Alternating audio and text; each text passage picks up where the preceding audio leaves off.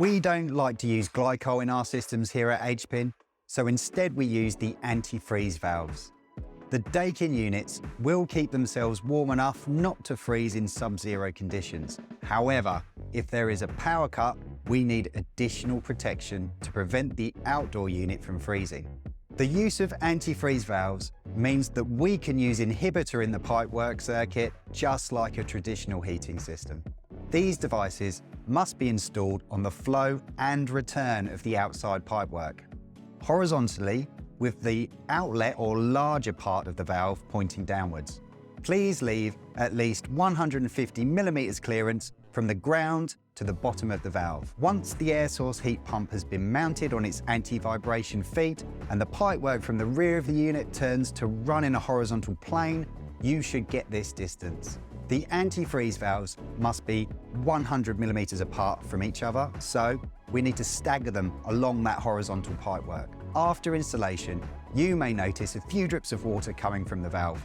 Don't worry, as this is normal and the valve will seal itself as the system begins to operate. These valves consist of three parts: the vacuum breaker at the top, the body of the valve, and then the thermostatic cartridge at the bottom.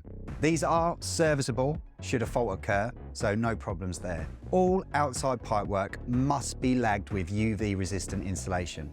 And when you do this, please take care not to cover or insulate either the vacuum breaker, which is the air admittance on the top of the valve, or the thermostatic cartridge, which senses the temperature. So, how does it work? In the event of a power outage, the outdoor unit will not be able to keep itself warm and prevent freezing.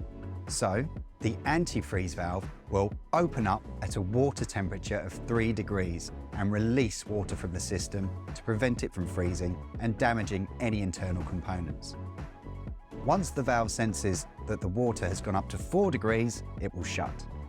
This does mean that the system will need topping up afterwards, but this is very uncommon as the ambient temperature must be sub-zero with a power failure in order for them to operate.